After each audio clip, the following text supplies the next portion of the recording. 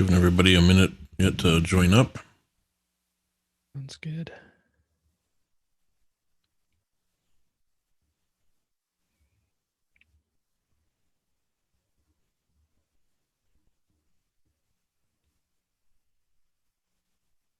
All right, so it's a minute after the hour, and my name is Greg Levenhagen. I'm the MC for this session, and here to kick off and introduce the session using Storybook to build a better game engine with Kamran Ayub, and he is a full stack engineer at Target. He's also a Pluralsight author and an open source contributor on the Excalibur JS game engine. With that being said, you can take it over. Welcome, Kamran. Awesome. I'm pretty happy to be here. I finally get to talk about two of my favorite topics in the whole world, gaming and coding. So I hope you're ready for this. All right. Ever since I was a kid, I've loved games. I'm a lifelong gamer. I have a terrible memory and I don't remember a lot of growing up, but recalling what games I used to play brings back fond memories. One of the first games I ever got working on my grandparents' DOS PC was Doom, and shooters have always been a favorite of mine. When I was a bit older, my grandma got me a game called Red Alert at Goodwill, and she unknowingly triggered a phase of intense love of real time strategy games. In high school, my best friend got a game called Morrowind, a fantasy role playing game, when he bought a new graphics card, and I remain a loyal fan of RPGs to this day. When my son was born, I'd let him sleep in my arms as I finished Horizon Zero Dawn. And I love all kinds of games. I've always enjoyed Nintendo games, and that's why today, after this presentation, I'll be checking on turnip prices in Animal Crossing. So, if you couldn't tell, I really, really love games. I've even combined my love of coding with my love of games with my side project, Keep Track of My Games. It lets gamers manage their game collection and track new releases. In fact, I made it because there were so many games I wanted to play, I couldn't keep track of them. So I made a site that notified me when they were coming out. So, given that I love games so much, it might surprise you to learn that I am not a game developer. Well, at least I don't work in the industry. No, I'm just a regular old enterprise front end web developer. I work for an obscure retailer you've probably never heard of, but hey, listen, just between you and me, I'm only there because I get discounts on games. No, I don't get to do much in the way of game development at work. So I decided it would be fun to help build a game engine. It's called Excalibur JS, and it's a JavaScript or rather TypeScript based game engine for the web. I figured if I help make an engine, I can make games and help design the thing that makes games. It's super meta, right? And this worked out well because I'm not a C++ programmer. And at the time when we made Excalibur around 2011, Unity was still in its infancy. There was really no free open source game engine at the time. There were paid ones, but not any free open source ones. Excalibur was created by my very close friend, Eric Onerheim. Pictured here with some other clowns who we routinely build games with. I snapped a photo of nearly everyone on their phone during a game jam. Now, as it happens, Eric gave a talk earlier today, right before this, about web based game development. So please check that out if you're interested in how Excalibur was actually built and how to build your own game engine. I'm here to discuss a different aspect of engine development, and that's testing the game engine.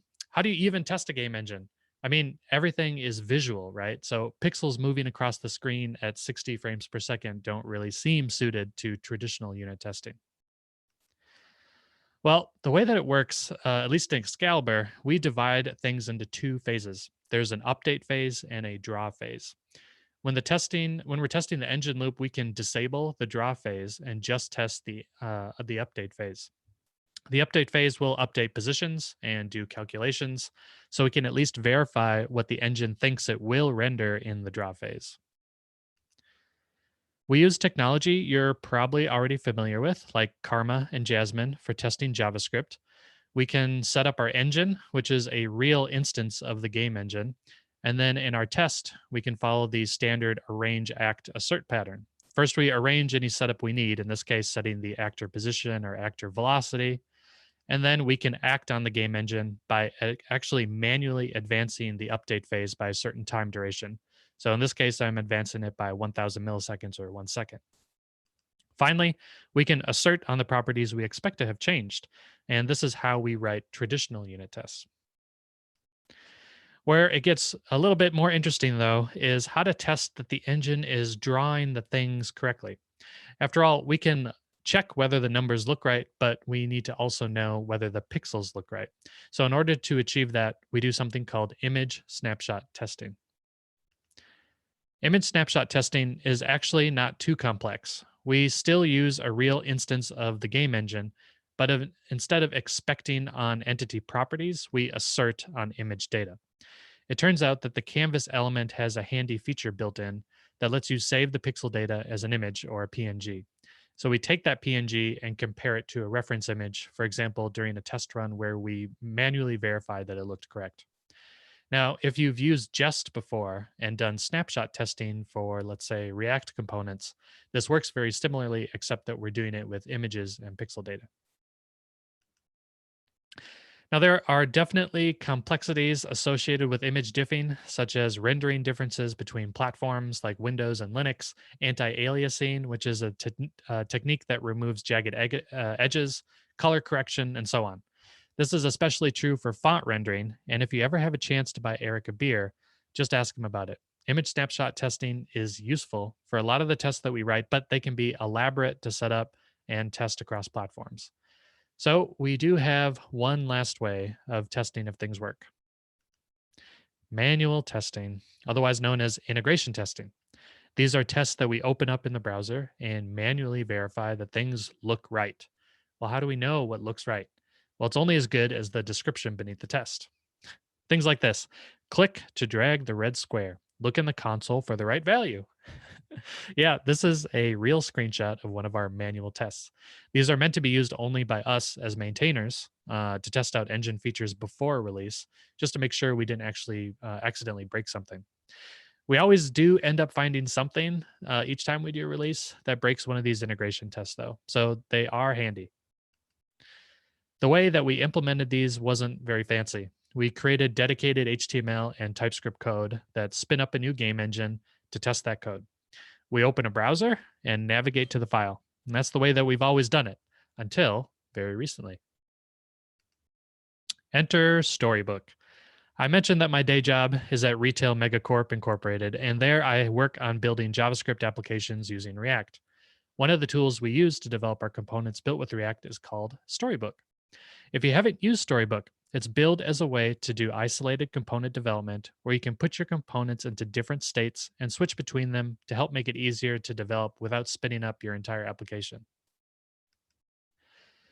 Now, think about the way you might test a navigation menu as a logged in user. First, you would probably start up your app. Then, you would log in.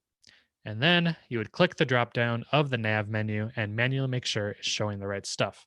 And you could write an automated test to maybe do that. But you have to do that every time you want to verify that the menu looks right. Just back and forth, back and forth. Now, with Storybook, you instead make a story that describes the state you want to display a component in, like our nav menu with a username. So that's the state of our story. It has a username. And then you write your story in the JavaScript using your component and pass it all the props it expects so that it gets rendered in that state. Storybook will render your isolated component in that state, making it easier to tweak without having to run through all those manual steps while your application is running. Each story is isolated from each other, making it easy to represent all the different component variations you might have. So, at its core, Storybook is designed for this isolated visual component development workflow. That's pretty awesome. But what does this have to do with building a game engine exactly? Well, that whole spin up a server and serve individual tests that run the game engine so we can make sure things look right, that sure sounds like a similar workflow to what Storybook promotes, doesn't it? I thought so too. And when I looked into it further, I discovered something pretty awesome. Storybook is framework agnostic. And I think this is important because I feel like too often Storybook is talked about only in the context of React component development. But there's actually support for a ton of different frameworks like Angular, Ember, Vue, and of course, plain old HTML. So that's right. Storybook can render pretty much anything that outputs HTML elements. And that got me thinking, since Excalibur renders to an HTML canvas element, could I migrate our old visual tests over to Storybook? And of course, the answer is yes. Otherwise, I wouldn't be here today. So let me show you. Here's a short tour of Storybook in case this is brand new to you. On the left side of the screen, we have our list of stories. Now remember, a story is an isolated piece of code that renders something in a specific state. On the right, where it's big and blue, is our canvas area. Now, Storybook uses the word canvas, but it's different than the HTML canvas element. It's the area where the story gets rendered. This is where your React, Angular, Vue, etc., whatever gets shown. And like I mentioned, I'm actually showing an HTML canvas here with the game engine running. You maybe saw the heart at the beginning that faded out. Now, on the bottom is a massively powerful feature of Storybook called add-ons. I'll talk more about what add-ons are available, um, but this one is called knobs. So let's actually tweak the parameters of this story. I'm going to say update the duration to maybe instead of 200 milliseconds, let's try 3 seconds. And Storybook is going to rerun and re-render that story, and Excalibur is going to start up and is going to show me the preview of that new value. This auto reload mechanism is just built into Storybook. I didn't have to do anything except create these knobs. Now, this interface alone is enough to replace our old plain HTML server. But there's a lot more Storybook can do that doesn't just benefit us as maintainers, it can actually benefit our users. So let me show you the docs page. The docs area of a story lets you write out user facing documentation. It's powered by Markdown and JSDoc and works especially well for component based frameworks like React, as it can read in props and JSDocs attached to your components. For HTML, there is one major feature lacking, and that's the ability to just plug in any Markdown docs, but hopefully that's coming soon. There's an open issue for it. In the meantime, we can use another add on called Source. So let me scroll down to this fade story that I showed you. Now, as a user, I can see exactly what the code was written to get to this result. Uh, this is pretty awesome because we as developers can actually try to promote best practices when we're creating stories. And you can even see down over here where I actually create the knobs that show up in the Storybook interface. Now, out of all the features in Storybook, I really think that this is the number one draw for us. Since Excalibur is not 1.0 yet, our API is heavily in flux, so we've avoided diving deep into making user facing documentation. But since these stories are for verifying engine functionality, we have an incentive as maintainers to keep it up to date, and it makes it easier for us to present nice looking documentation to our users in addition to our automatically generated API documentation. Now let's talk about add-ons for a second time, since I mentioned that that's a huge feature of Storybook. Now I showed you three of them. I showed you knobs, source, and docs, but there's a lot more. There's actions, which can display a log of events, which we can use to showcase interactions or engine events being triggered.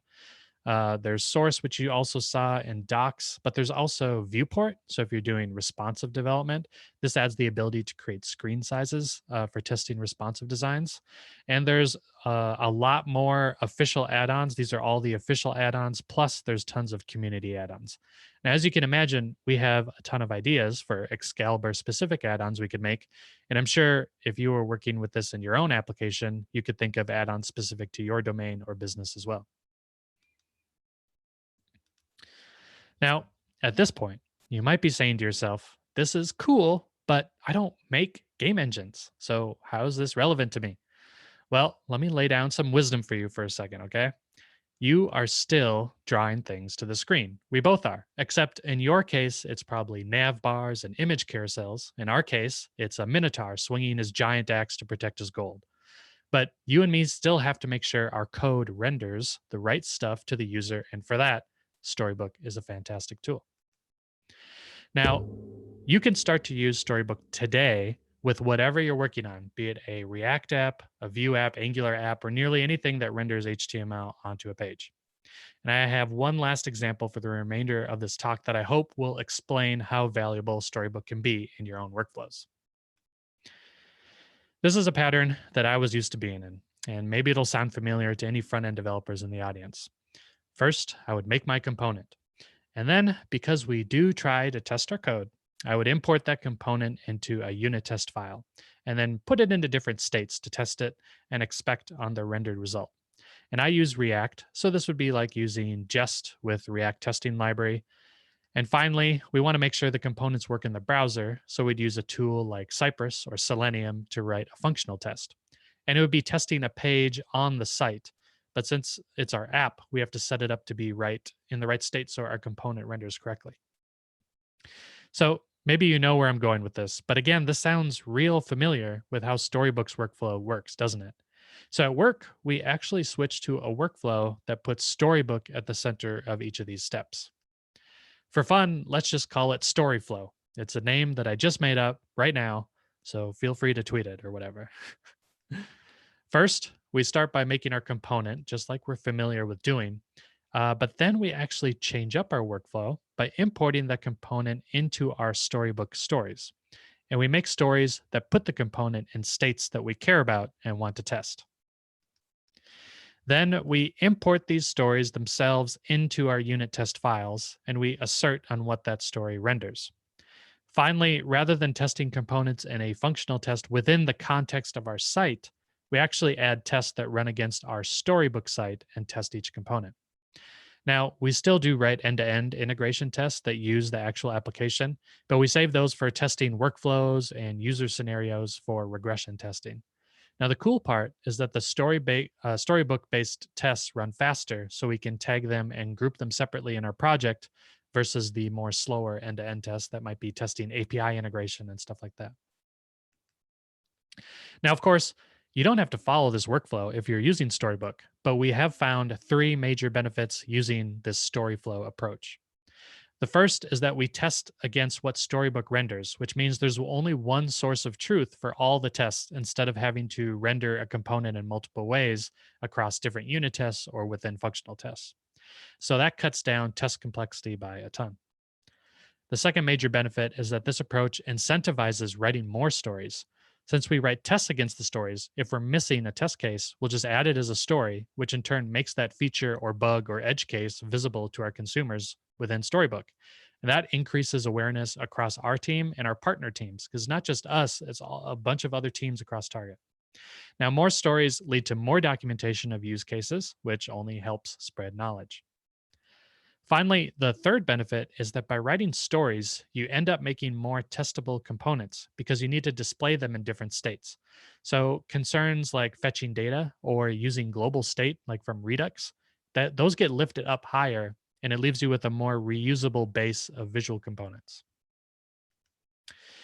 Now, of course, I don't want to just talk about this. I also want to show this workflow off. So let's actually open the sandbox and I'll show you what this workflow looks like. Now, I have a code sandbox set up to run Storybook, and I've written a login form component. So let's see if I can make this a little bigger. So this is what it looks like inside of Storybook.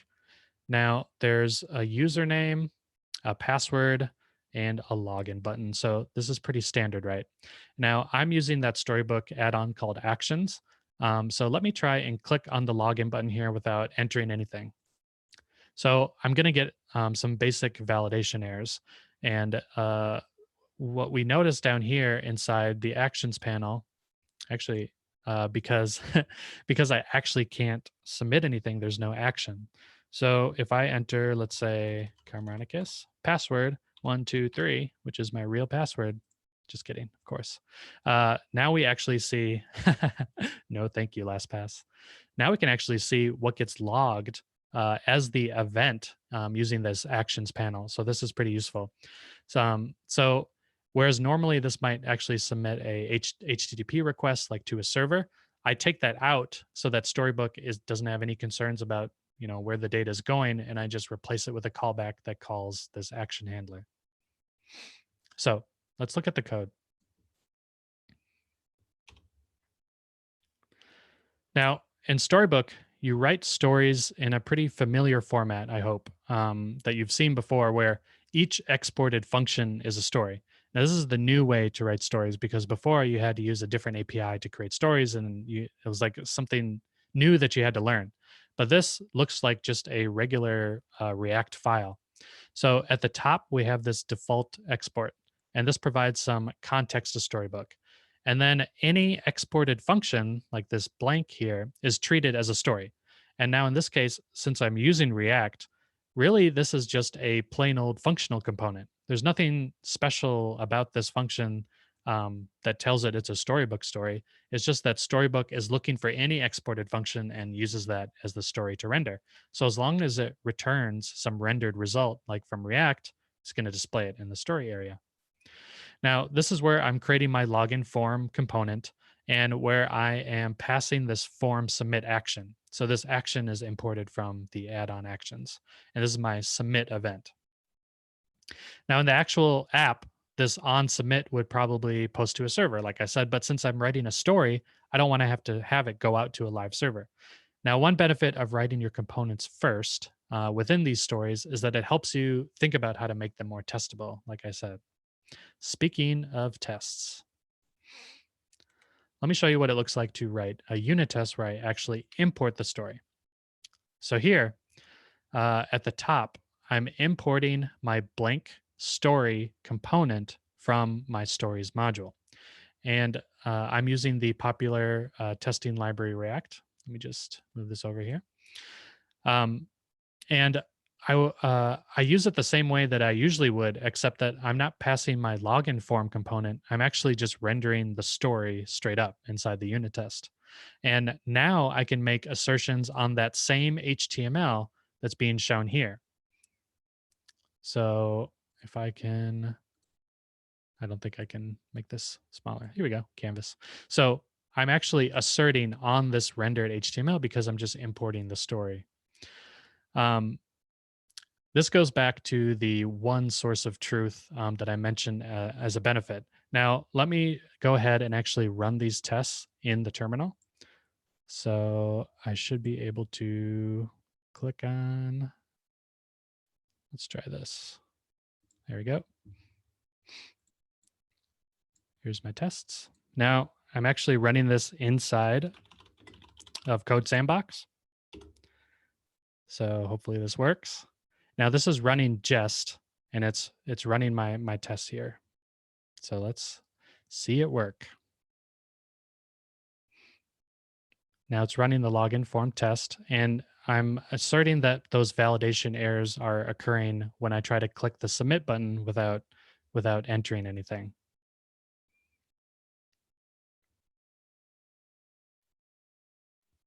There we go. So one passed here. So the login form should not submit a blank form. Okay, now let me show you what the development experience is like when I update my component. So I have my test running here, and actually, why don't I do watch all? And while that's running, what it should do is anytime I change my component, it's actually going to rerun the test. So let's say that I want to change these error messages and I want them to be a little bit more polite.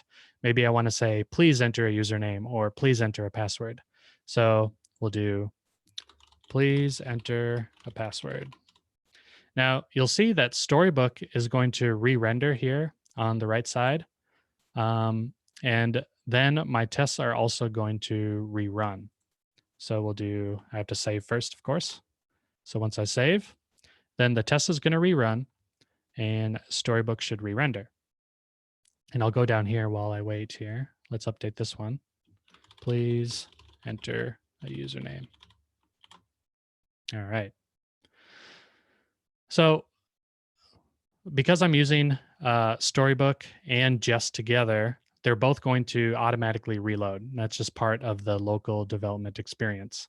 Since I'm using Code Sandbox, it's going to be a little bit slower than my local machine. But when we update it and it reruns, it should pass. So let's scroll all the way down here. And come on. I know we can do it. Let's just refresh the refresh here. So here we go. So now we can see the rendered output in the test. I don't think I can make this much bigger. Let's see. Here we go. So I can see the rendered validation errors here in the test. And then, of course, it's saying I'm unable to find an element with the text username is required. And that makes sense because I updated my error messages. So what I can do is I can go into my test and then I can say, please enter a username and please enter a password. Now it's going to rerun it and it should pass. And I'm going to try to refresh the Storybook. That's okay. I have it running locally. So if I refresh here,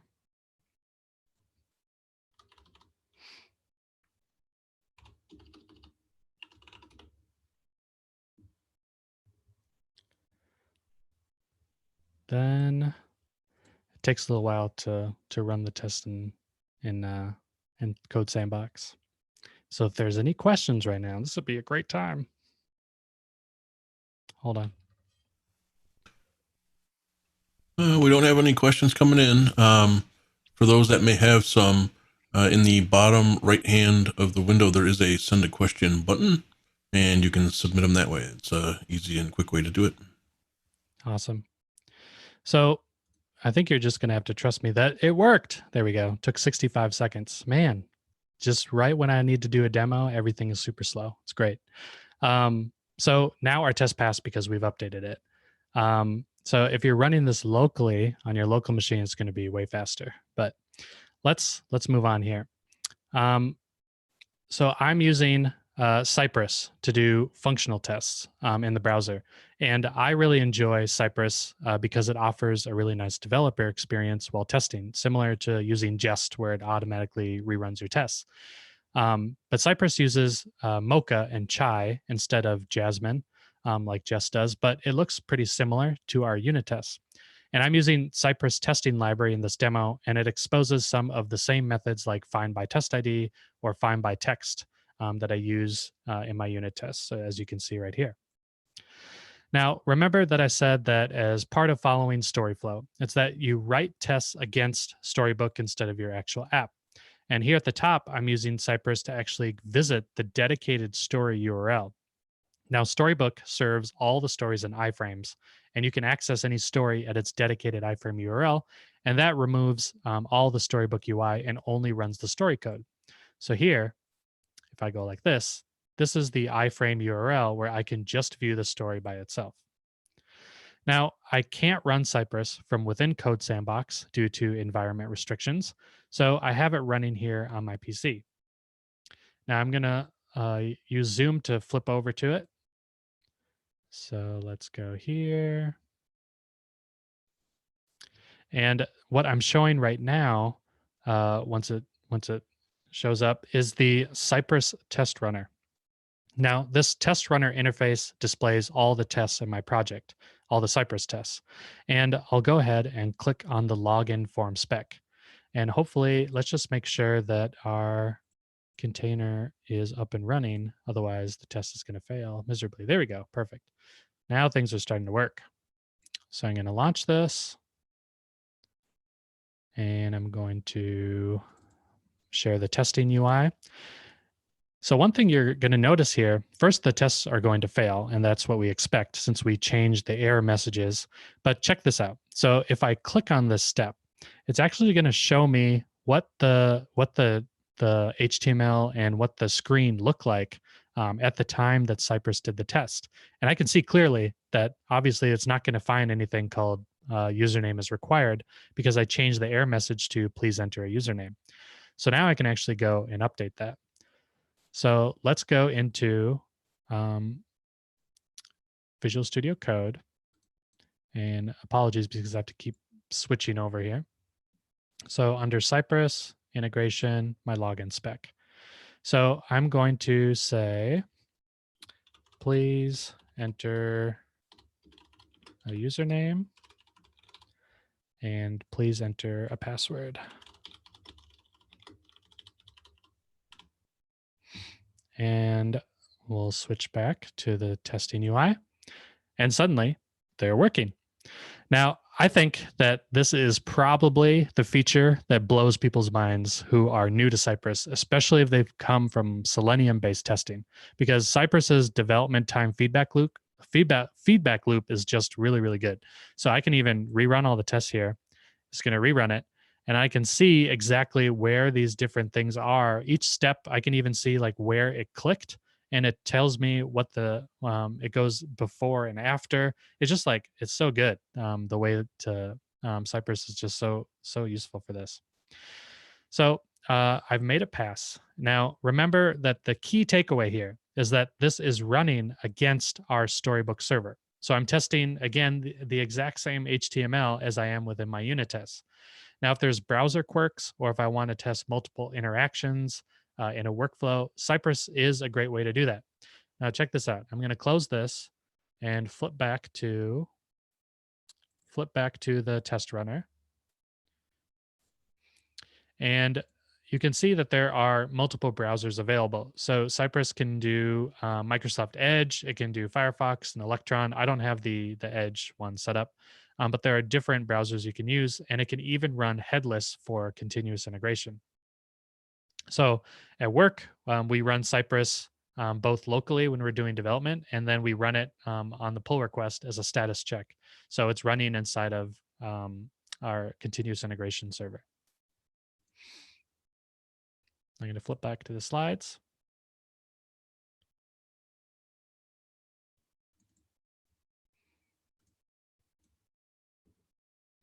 Do, do, do, do, do, do, do. All right. So this story flow is what we've been following on my latest project at work, and we're building a multi-tenant web application platform. So we have one big repository of components, and we leverage Storybook as our source of truth for all of our testing. Now, Storybook is largely framework agnostic, which makes it a really versatile tool in your toolchain. It provides a way to isolate the development of components, making it easier to share documentation, use cases, and it can serve as a test bed for your unit and functional tests. You can use Storybook to build design systems. You can use it to build component libraries and even your own line of business applications.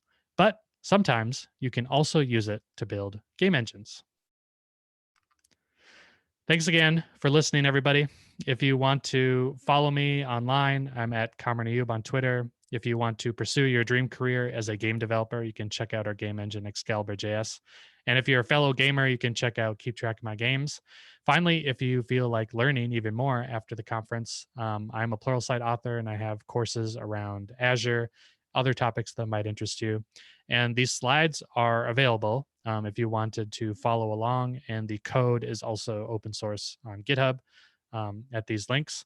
So if you want to get to this, it's bit.ly/storyflowmdc2020.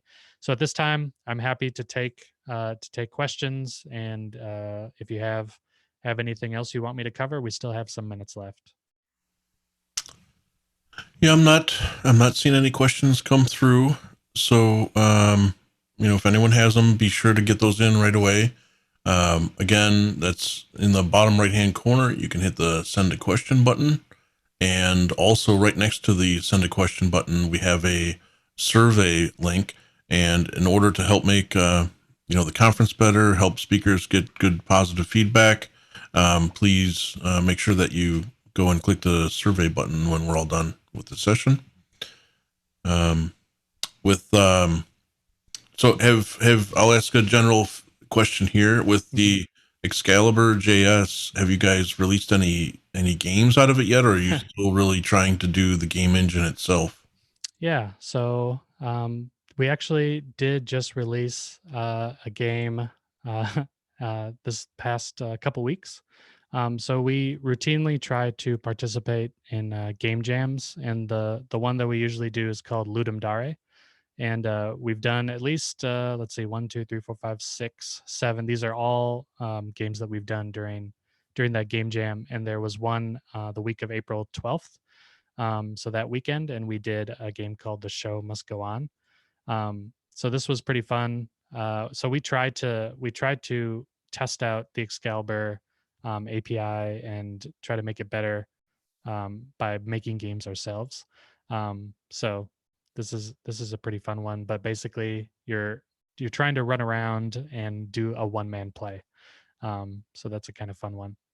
Yeah, interesting. Yep.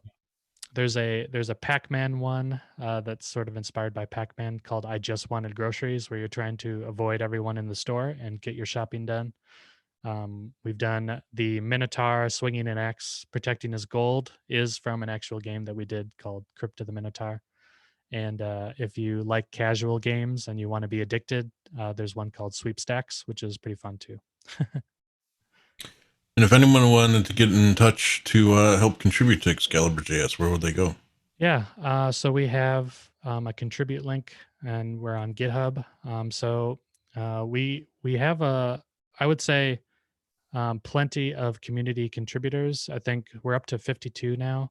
But each release, there's always a few features that are contributed by the community. So Eric Onerheim is the brains and the core maintainer of Excalibur JS.